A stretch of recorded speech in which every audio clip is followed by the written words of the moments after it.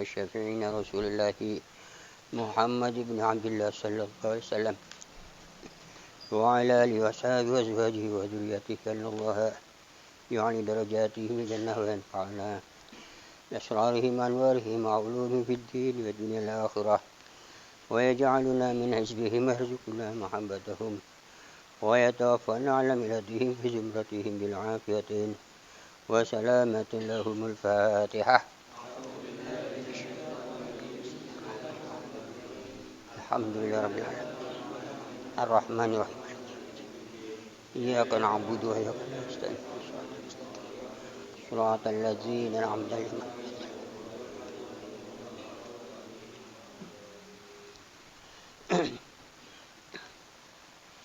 بسم الله الرحمن الرحيم الحمد لله والصلاة والسلام على رسول الله لا نبي بعده سيدنا ومولانا محمد صلى الله عليه وسلم وعلى آله وصحبه ومن والاه ما بعد.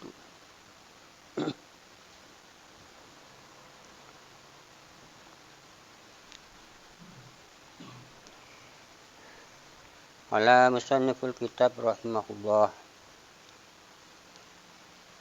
wad dalilu ala wujubil wahdaniyah tilahu ta'ala wujudul alam.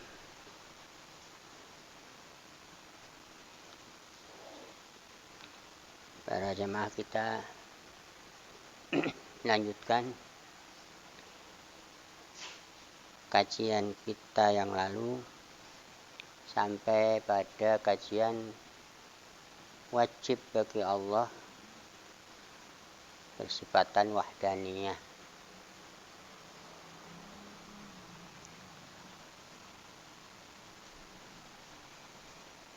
Intinya dalam kajian kemarin kita menguraikan wahdaniyah itu dalam makna bukan bilangan kumpul atau bilangan pisah pada zat maupun sifat maupun afalnya,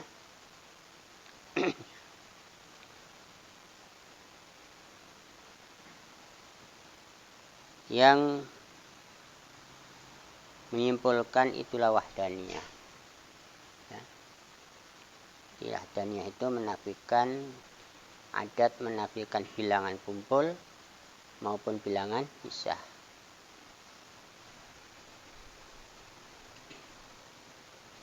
Itulah makna esa bagi Allah. Dan lanjutnya, apa pembuktiannya bahwa Allah itu bersifat esa?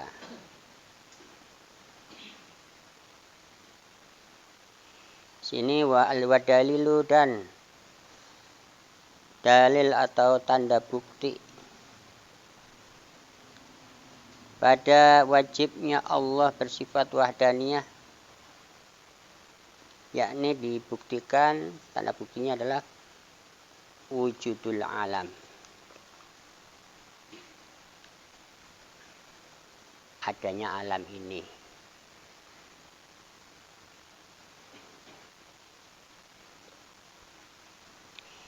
Adanya alam ini menunjukkan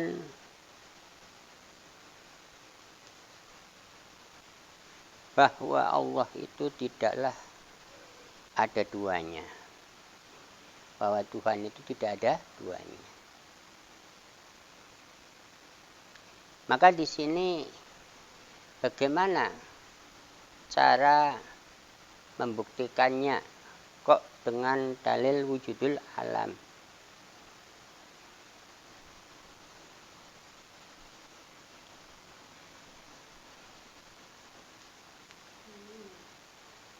Falau kana lahu syarikun fil uluhiyah la yahlul amru wa amma an yattafiqa ala wujudil alam bi ayakula ahaduhuma ana aujadahu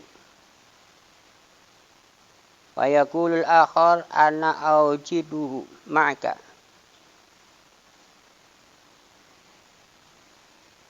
li ta'awanu alaihi wa imma an yakhtalifa fayaqulu ahaduhuma ana awjadal alam bi qudrati wa yaqul akhar ana uridu adamu wujudihi. Ini kita gambarkan begini. Seandainya ada dua Tuhan, seandainya Tuhan itu ada dua, maka akan ada dua kudrat, dua irodah. Ada dua kekuasaan, ada dua kehendak di dalam menjadikan wujudnya alam.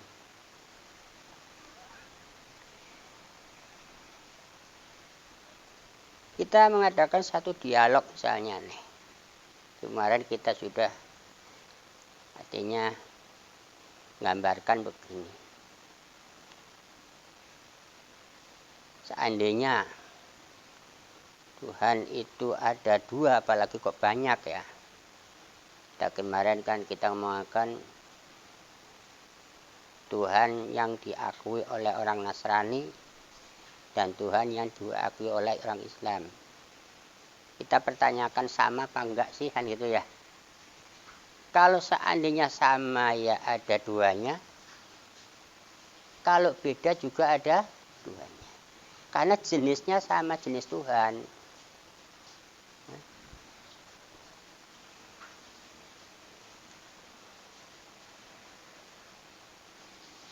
Maka sudah kita bahas bahwa di situ Tuhan itu bukan satu jenis atau satu bagian. Tidak ada bukan jenis atau bukan bagian. Kita kadang ketipu dengan pemahaman orang-orang tertentu ya. Saya ngomong, ya bedalah Tuhannya orang Kristen dengan Tuhannya orang Islam. Kalau Tuhan itu beda, kita tanya lagi. Lah yang menciptakan alam semesta ini Tuhannya orang Kristen apa Tuhannya orang Islam? Lah. Umpamanya yang menciptakan alam semesta wujud alam ini diciptakan oleh Tuhannya orang Kristen, berarti Tuhannya orang Islam apa? Ya nganggur lah. Berarti kita ini yang bikin siapa kan begitu kan? Apakah kita itu yang bikin Tuhannya orang Kristen? Apa kita yang bikin Tuhannya orang Islam? Akhirnya apa? Bisa-bisa kan dua Tuhan ini kan, ya namanya dua Tuhan itu pasti punya dua kudrat dan punya dua irodah.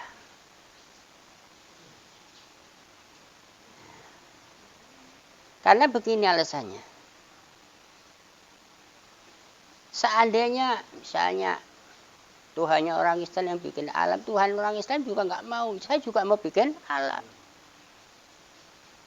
Sama-sama punya kehendak dan sama-sama punya kemampuan. Yang terjadi alam ini mau wujud apa enggak sih?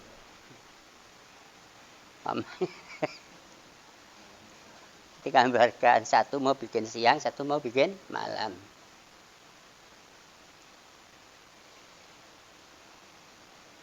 Satunya ngomong, saya mau bikin malam, saya juga mau bikin siang. Karena apa? Keinginannya berbeda nih.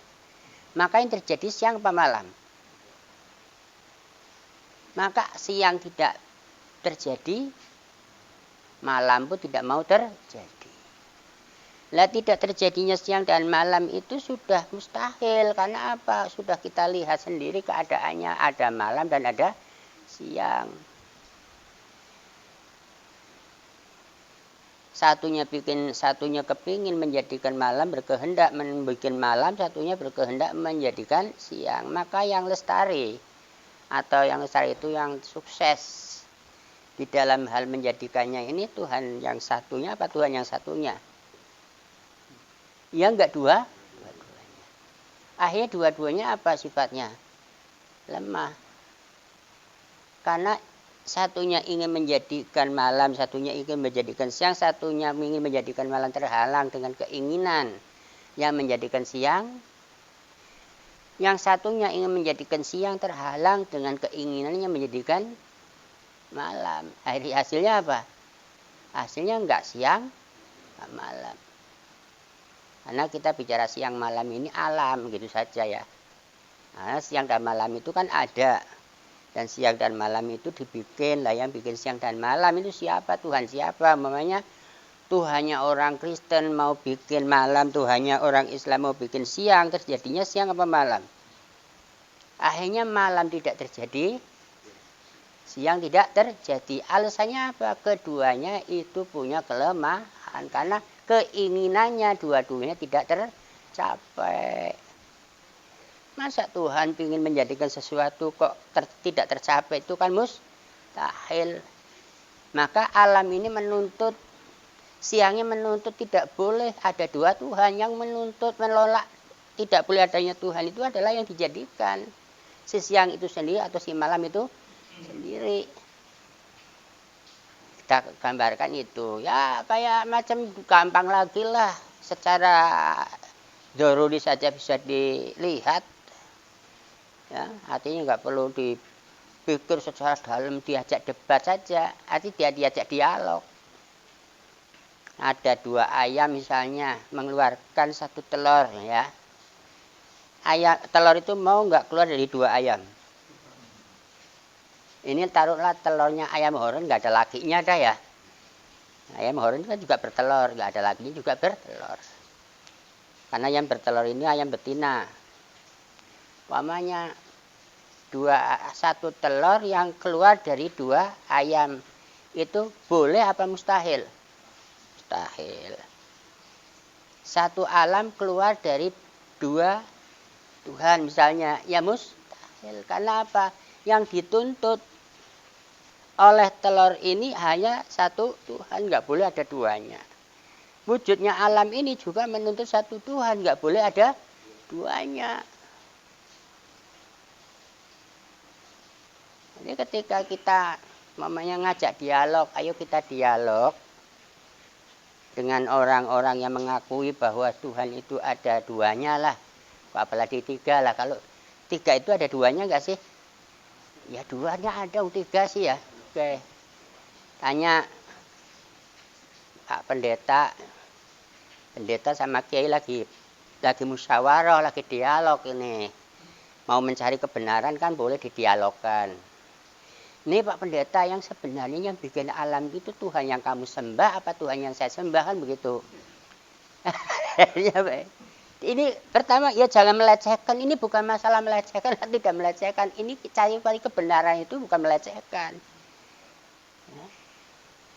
Beda dengan kita menghina Tuhan itu jelek, lah itu kan sama-sama mengakui dia punya Tuhan tapi Tuhan yang jelek.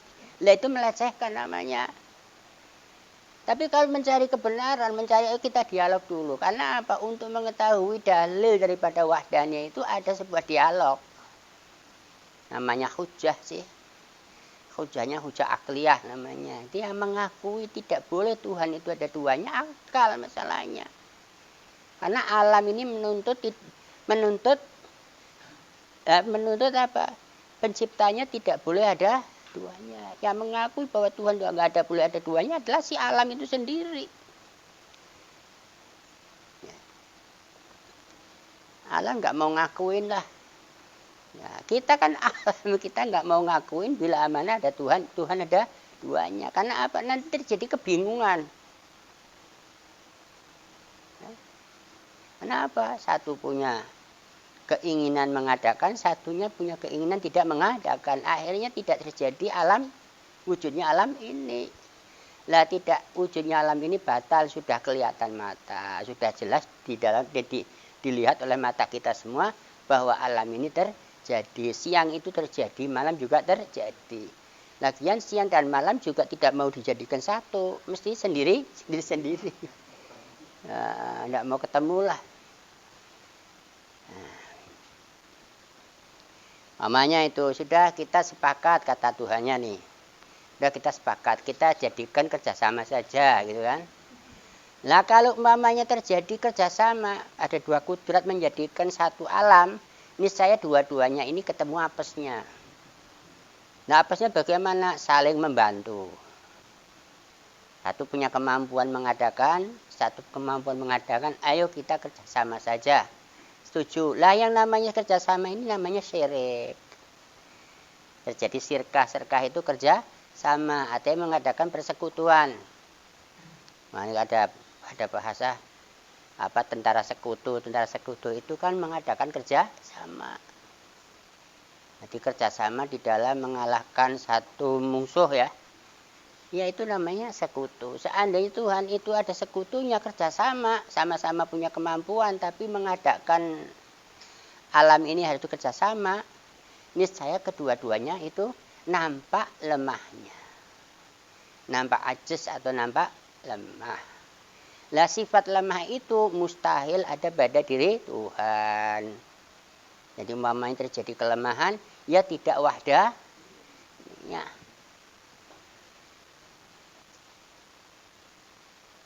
Lemahnya bagaimana?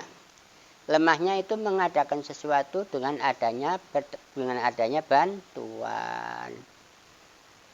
Yang namanya kudrat mampu itu ya tanpa ada bantuan. Nggak ada alatnya, juga nggak ada pertolongannya, nggak ada yang nulungin lah. Nah yang namanya sekutu itu ya saling tolong menolong. Seandainya Tuhan itu ada dua, nih saya akan terjadi saling tolong. Nah, udah tolongin dah, saya ini mau bikin alam, ente nulungin itu bagian bikin apa, tiangnya apa bagian. Nah, makanya ini kita lihat ya, orang bikin rumah itu mempunyai kerjanya masing-masing. Satu bagian bikin tiang, satunya bagian apa, tembok misalnya, bikin jendela atau bikin apalah. Ini kerjasama di antara dua tukang, maka terbangunlah rumah itu. Ini termasuk mampu apa lemah? Lah lemahnya dilihat dari sisi mana? Dari sisi itu syarik atau kerja sama. Lah seandainya dua-duanya itu tidaklah cocok, artinya tidak satu kemauan lah ya, berbeda pendapatnya. Satunya pingin bikin mengadakan, satunya meniadakan, hasilnya tadi tidak akan terbangun alam semesta ini. Nah.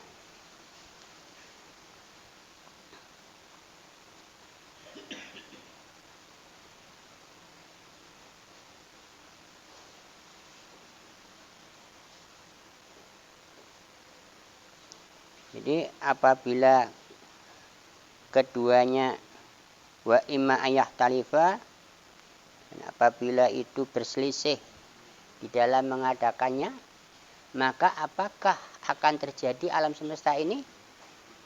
Jawabnya bagaimana itu? Namanya dua Tuhan ini berbeda pendapat, satunya ingin menciptakan ya, beda dalam keinginan nih. Satunya ingin menciptakan, satunya tidak ingin menciptakan, maka yang terjadi satunya ingin bikin malam, satunya ingin bikin siang, maka yang terjadi siang apa malam? Ia tidak siang, tidak malam. Ini apabila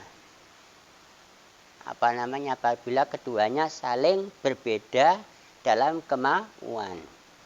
Kemudian fa inittafaqa ala wujudil alam, namanya keduanya cocok, tidak berbeda, tidak berlawanan keinginannya, sepakat kerjasama.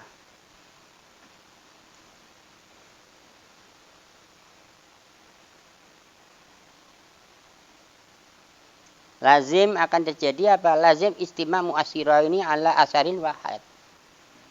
Maka akan terjadi ya istima, kesepakatan dua pencipta atas satu ciptaan namanya. Jadi akan terjadi istima mu'asyiraini ala asarin wahid. Lazim akan terjadi kumpulnya dua pencipta atas satu ciptaan. Wahwa, dan itu adalah muhalun, hal mustahil terjadi. Wa in ikhtalafa ala fala yakhlu imma an yanfadza murada ahaduhuma ya aw la yanfadza murada ahaduhuma. Dan apabila keduanya saling berbeda dalam keinginannya, yang satu itu nanti terlaksana keinginannya, yang satu tidak terlaksana keinginannya, maka yang diakui Tuhan itu yang terlaksana atau yang tidak terlaksana itu? Yang terlaksana keinginannya apa yang tidak? Nah, berarti yang tidak terlaksana keinginannya itu bukan Tuhan. Satunya ingin bikin malam, satunya itu keingin bikin siang. Nah, di sini maka terjadi perselisihan. Apabila yang terjadinya kok siang, yang satunya ingin jadikan malam itu tidak terlaksana. Lah yang tidak terlaksana keinginannya terhalang oleh yang satunya, itu jelas mustahil itu adalah Tuhan. Jadi mustahillah Tuhan itu kok keinginannya menjadikan alam ini tidak terlaksana. Karena apa? Salah satunya ajaz. Seandainya dua-duanya itu berkeinginan menjadikan alam, itu dua-duanya ajaz.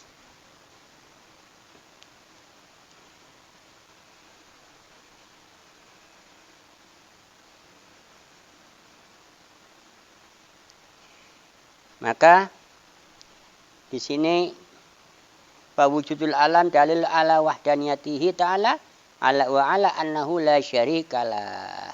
Maka terjadinya alam semesta ini menjadi dalil atas keesaan Allah dan atas tiadanya sekutu bagi Allah. Jadi tidak adanya sekutu bagi Allah, maka terlaksanalah wujudnya si alam. Jadi alam ini bisa terlaksana adanya apabila penciptanya itu tidak ada duanya. Sebaliknya, apabila pencipta itu ada duanya, maka alam ini mustahil akan terjadi. Jadi kita mengakui bahwa Tuhan itu wahdaniyah ya. Dengan dalil wujudul alam itu tahu alasannya. Jadi mustahil adanya sekutu bagi Tuhan itu dalilnya ya, harus dengan dalil. Nah, kalau kita mengatakan bahwa Tuhan itu tidak ada sekutu, apa dalilnya? Itu dalil akli. Akalnya harus tahu alasannya. Jangan sampai akal itu tidak tahu alasannya, ikut-ikutan saja. Nanti ya jadi apa? Imannya orang yang taklid. Nah, kalau imannya taklid itu ya mukhtalaf. Mukhtalaf itu diperselisihkan sahnya. Karena sahnya ibadah itu ya ma'rifatillah. Jadi ibadahnya enggak dihitung orang yang makrifat kepada Allah Ta'ala. Maka fawujudul alam dalilun ala wahdaniyati ta'ala wa ala annahu la syarikalah bi fi'li minal af'al. Ya.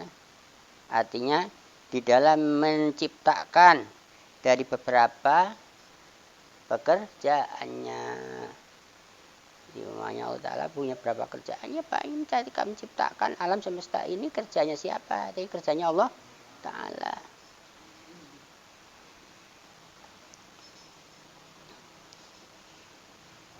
Wala wasitat, dan tidak ada perantara fi fi'li jalla wa azza, fi fi'li jalla ta'ala, di dalam menjadikan alam semesta ini tidaklah adanya perantara.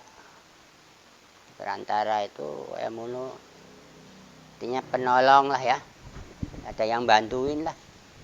Seandainya Tuhan itu bikin alam ini ada yang bantuin, niscaya Tuhan itu ajaz.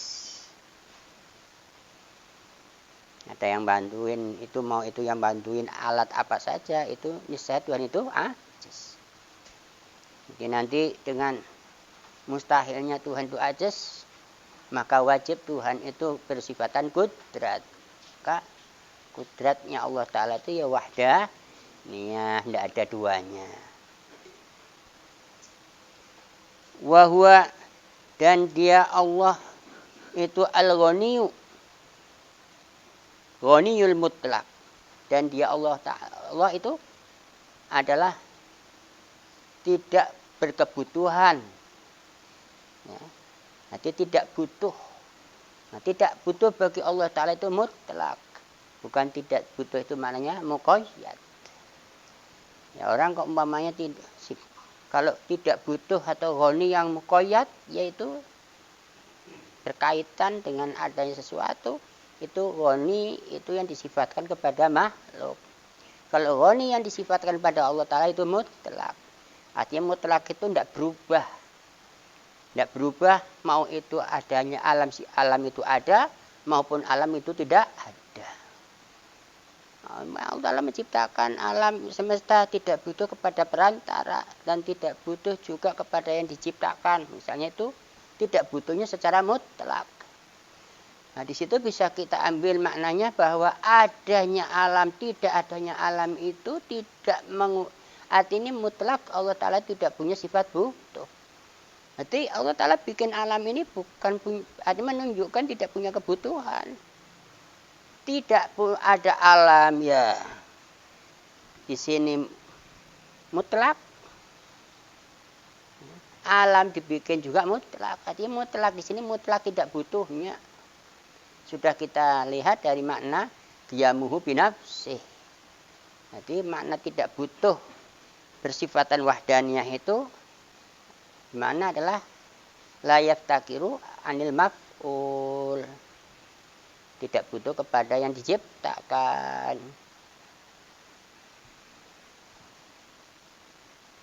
Wahdaniyah itu ya qiyamuhu binafsi. Artinya tidak punya kebutuhan kepada wasitoh, tidak punya kebutuhan kepada maf'ul. Kalau kita pahami bahwa Allah Ta'ala itu tidak butuh kepada pencipta, memasukkan artinya wajib bersifatan qidam, baqo. Ya. Allah Ta'ala tidak butuh kepada zat, memasukkan bahwa Ta'ala itu bukan sifat, memasukkan qiyamuhu binafsi. Lah di sini Allah Ta'ala tidak butuh kepada yang diciptakan. Itu memasukkan makna wahdaniyah. Allah Ta'ala tidak butuh kepada perantara. Ini memasukkan makna wahdaniyah. Jadi makna wahdaniyah itu meliputi daripada qidam, baqo, mukhalafah lil hawadis, qiyamu binafsi. Itulah wahdaniyah. Wahdaniyah itu bagaimana? Ghaniyul mutlak. Tidak punya kebutuhan terhadap apa yang diciptakan. Tidak punya kebutuhan terhadap perantara. Maka wa min hadzal dalil, dan dari dalil ini ya'lamu annahu la ta'sira li syai'in minan nar.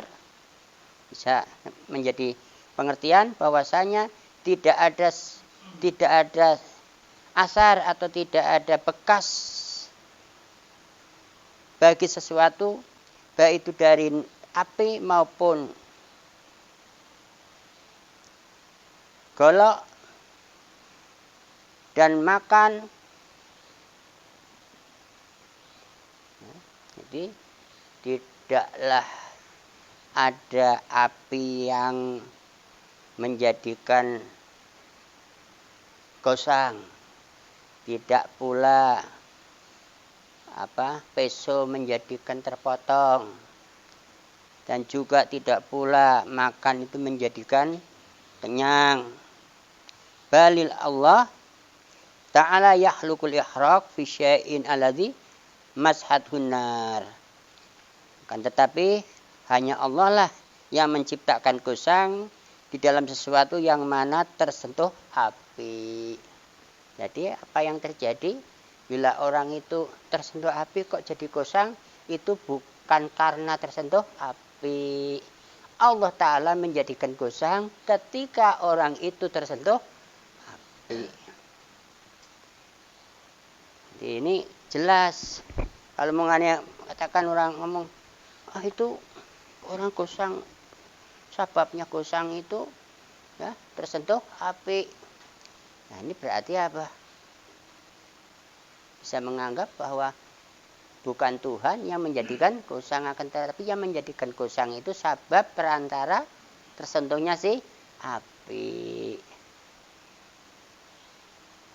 Ada pemahaman demikian, bahaya itu.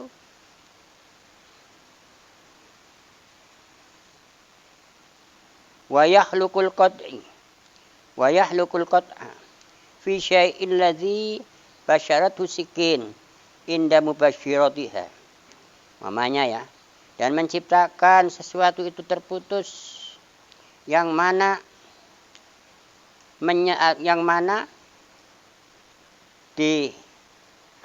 ditempelkan ketempelan peso misalnya ya.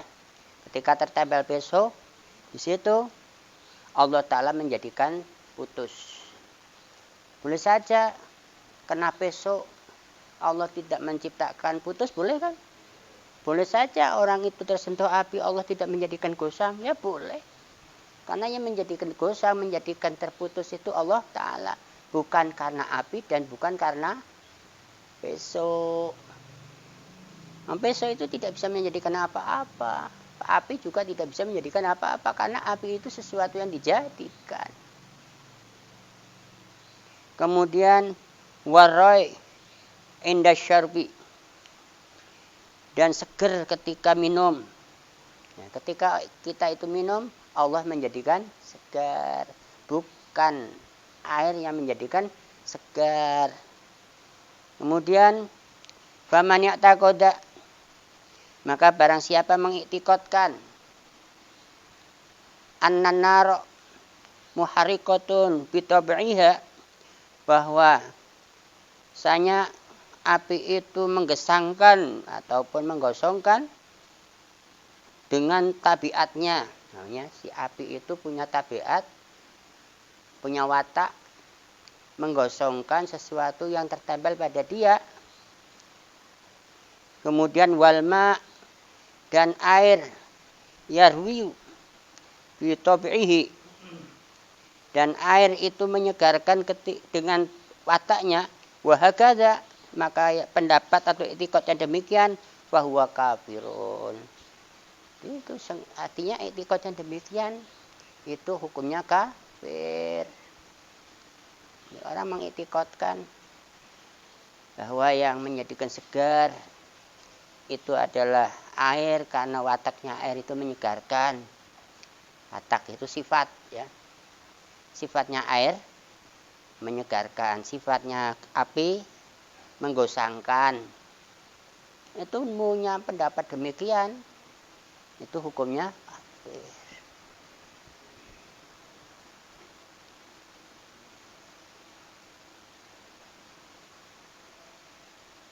Kafir itu bil ijma, tidak ada yang, artinya tidak ada yang berselisih. Ulama itu sepakat.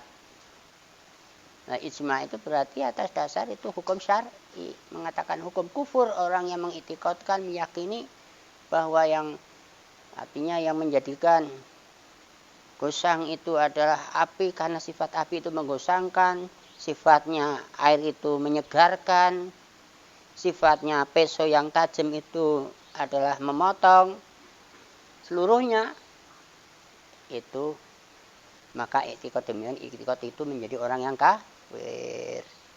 I'tiqadnya orang kafir demikian. Dan mengiktikad demikian kafir itu secara ijma.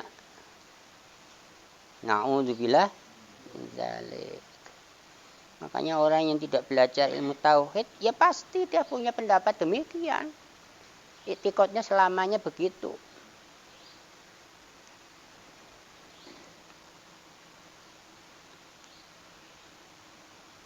Nah, selain itu, wa man ya'taqada annaha muharriqatun bi quwwatin khalaqahallahu fiha fa huwa jahilun. Nah, selain daripada tadi sifatnya api ya yang menggosangkan, ada yang sebaliknya, orang yang mengiktikadkan bahwa api itu menggosangkan dengan kekuatan yang diciptakan oleh Allah Ta'ala pada dirinya si api, wa huwa jahilun, maka pendapat itu pendapat yang bodoh. Wah, itu Allah Ta'ala bikin kekuatan pada api, bikin kemampuan pada si api menggosangkan. Pendapat demikian, itu pendapat yang bodoh. Udah bodoh, fasikun, jahilun, fasikun. Karena apa? Li'adami ilmihi bihaqikotil wahdaniyah. Karena tidak tahunya hakikatnya wahdaniyah. Tidak tahu hakikatnya bahwa Allah Ta'ala itu bersifatan wahdaniyah. Dianggap Tuhan itu menciptakan kekuatan pada api, ya kan? Udah kemampuan lah, bikin kemampuan api itu bisa menggosangkan karena ada kemampuan atau sifat itu ada yang dibikin oleh Allah Ta'ala. Kayak jadinya apa? Jadinya perantara. Itu Allah Ta'ala bikin perantara, bikin kekuatan pada api, atau kemampuan pada api itu menggosangkan. Ada suatu kekuatan yang dibikin oleh Allah Ta'ala pada dirinya si api, hingga api itu mengeluarkan asar yang demikian ini sudah bodoh, fasik. Karena apa? Tidak pahamnya ilmu tauhid. Orang tidak memahami ilmu tauhid itu selamanya begitu terus.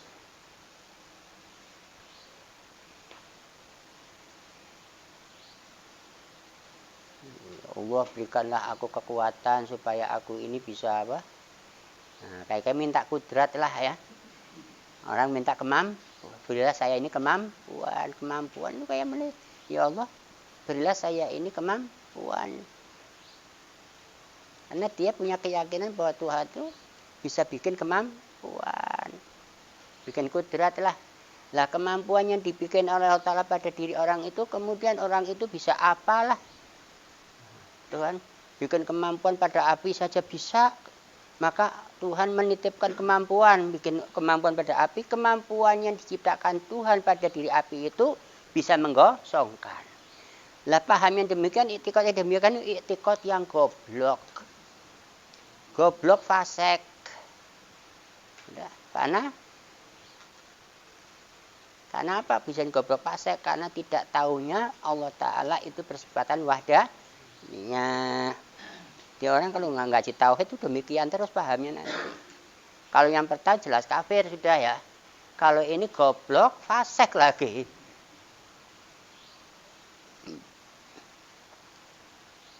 Nah, goblok fasik itu li adami ilmi bihaqaqatil wahdaniyah. Wa hadza huwa dalil ijmali. Dan tadi bahwa terciptanya alam semesta ini menjadi pembuktian wahdaniyahnya Allah Ta'ala, itu adalah dalil secara ijmal. Alladzi yajibu ala kulli syahsin, yang mana dalil ijmal itu menjadi kewajiban bagi tiap-tiap seseorang. Ma'rifatuhu, di dalam pengetahuannya, min zakari wa unsa, baik dari laki-laki maupun perempuan. Sebaliknya waman lam ya'rifhu, dan barang siapa tidak mengetahui dalil ini, dalilnya wahdaniyah, maka fahuwa kafirun, maka dia itu hukumnya kafir. Kafirnya ia tidak mengenal Tuhan. Orang yang tidak mengenal keesaan Tuhan, tidak tahu buktinya keesaan Tuhan, itu belum tercapai keimanannya. Orang yang tidak tercapai keimanannya jadi apa? Kufur. Ya, untuk tercapai keimanannya kita wajib makrifat, karena makrifat wahdaniyah bidalil ini menjadi syarat sahnya iman. Dan sampai kita terlunta-lunta di dunia, juga terlunta-lunta di akhirat. Orang yang terlunta-lunta tadi karena nggak mengenal siapa yang menciptakan dirinya, jadi ya juga di dunia terlunta-lunta, apalagi di akhiratnya. Fahuwa kafirun inda Sanusi wa Ibnul Arabi. Wallahu ta'ala yatawalla hadaka. Kemudian wal kitab wal baqa wal mukhalafa lil hawadis wal qiyamu bi nafsi wal wahdaniyah, itu adalah sifatun salbiyatun. Itu adalah sifat salbiyah. Artinya maknanya salbun wa nafi, maknanya tidak atau tiada. Salbun maknanya tiada. Artinya salbun amrun ma la yaliku fi haqqihi ta'ala. Salbiah itu nisbah ya. Salbiah itu takrifnya apa? Salbun amrun ma la yaliku fi haqqihi ta'ala. Sesuatu yang tidak pantas disifatkan kepada Allah Ta'ala. Ya anna kula minha nafiyun anillah. Karena sesungguhnya semua bagian-bagian yang sudah kita bicarakan, baik itu kitab sampai wahdaniyah, itu nafi, sifat nafi bagi Allah Ta'ala Azza wa Jal. Ma la yaliku bihi, apa-apa yang tidak pantas terjadi pada sifatnya Allah Ta'ala. Kemudian as-sifatu sabi'atu wajibatu lahu ta'ala kudratu. Kemudian sifat yang ketujuh wajib bagi Allah Ta'ala itu persifatan kudrat. Wahiyah yang namanya sifat kudrat adalah sifatun tu'assirul mungkin wujud awil adam. Sifat kudrat itu adalah sifat yang wajib bagi Allah. Jadi wajib Allah Ta'ala itu persifatan mampu. Mampu di sini tu'assirul mungkin. Mampu tu'assirul mungkin wujud awil adam. Kita asiru itu membekasi atau menimbulkan mungkin itu terjadi adanya atau mungkin itu terjadi tidak adanya. Jadi, wajib bagi Allah Ta'ala persifatan mampu di dalam hal tu'assirul mungkin awil adam. Jadi, menimbulkan mungkin wujud atau mungkin itu tidak terjadi. Jadi, maka fata'ata'aluku bil ma'dum fatujiduhu ka'ata'aluki habika qabla wujudika. Wajib kidam. Kidam itu sifat mampu di dalam hal menimbulkan mungkin wujud atau mungkin adam.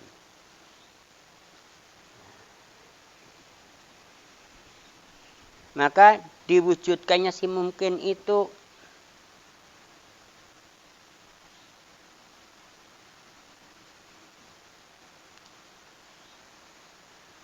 mereka ta'alukiha bihka fatujiduhu kata'alukiha qabla wujudika. Jadi sebelum kita ini ada pada mungkinnya, ini kita keta'aluk oleh kudrat. Karena kudrat itu berta'aluk kepada mungkin. Di semua mungkin yang khas, mungkin yang khas itu adalah yang jaiz wujudnya. Itu semua keta'aluk oleh kudrat dan iradah.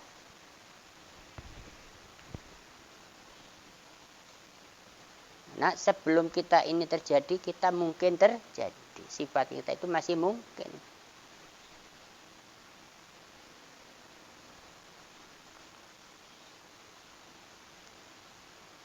Ya, kata alukiha bil jismil ladzi aradallahu ya'damuhu. Ya, kata alukibika qabla wujudika, sebagaimana ta'aluknya si kudrat pada diri kita sebelum kita ini terjadi. Itu namanya mungkin ya. Itu kita ini selalu mungkinnya kita wujud itu berhadapan terus kepada kudrat. Pada sifat kuasanya Allah Ta'ala itu berta'aluk kepada mungkin yang kayak mungkin kita ini belum terjadi. Kayak mungkinnya kita mati ini kan belum terjadi. Mungkin mati ini berhadapan terus dengan kudrat. Tinggal nunggu saja. Ya.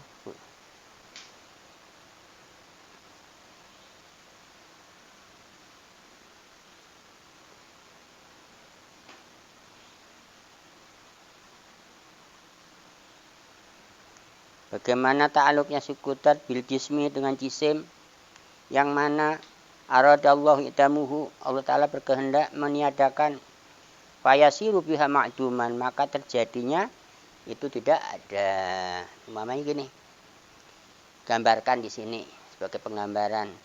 Apabila Allah Ta'ala menghendaki terjadinya sesuatu dari perkara mungkin itu tidak ada, maka dijadikan tidak ada.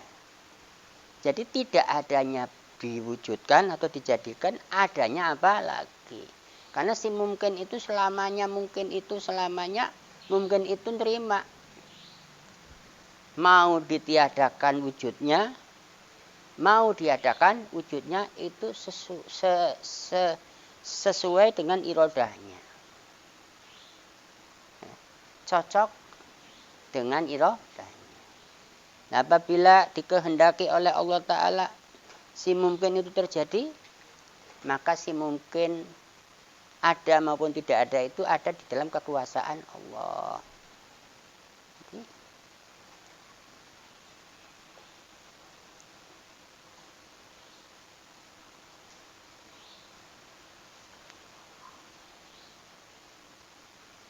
Artinya apabila dikehendaki Allah Ta'ala tidak adanya, fayasiru biha ma'duman, la syai'in, tidak ada sesuatu. Wa hadza ta'alluq tanjizi bimana annaha ta'alluq bil fi'li. Jadi yang namanya ta'alluq tanjizi itu adalah ta'alluq dengan fi'li. Fi'li itu adalah prakteknya. Jadi ditimbulkannya si mungkin itu terjadi adanya, itu namanya tanjizil hadis. Lah, sebelum mungkin itu nampak bagi kita, itu ta'aluknya si mungkin pada suluhi qadim.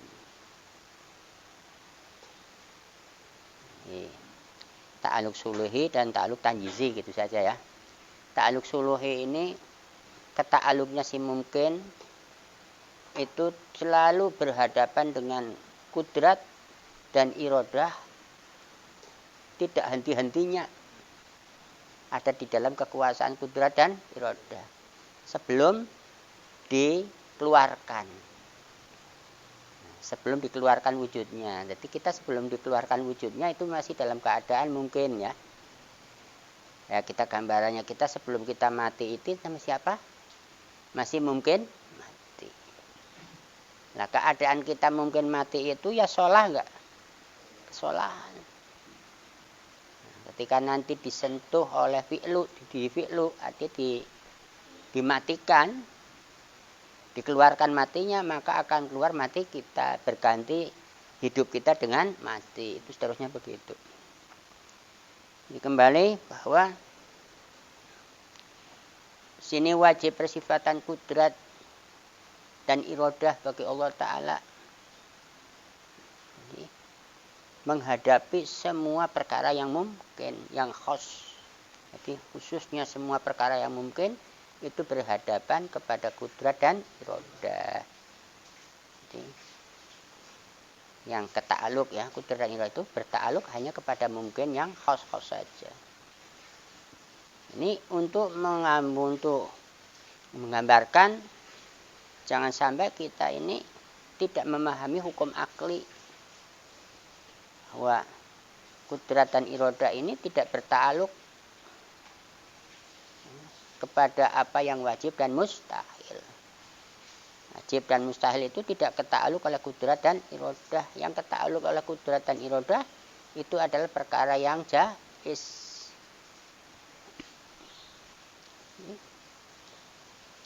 Kita tiada ya diwujudkan, ada juga diwujudkan. Lah bagaimana tiada kok diwujudkan? Ya diwujudkan tiada ada.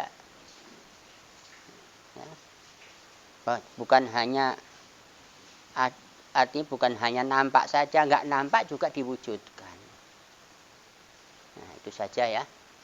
Untuk malam ini kita membahas wahdaniyah serta dalilnya wahdaniyah.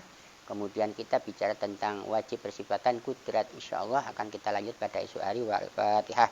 A'udzubillahi minasyaitonir Bismillahirrahmanirrahim.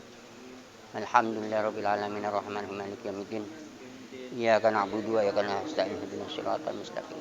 Siratal ladzina an'amta 'alaihim ghairil maghdubi 'alaihim waladdallin.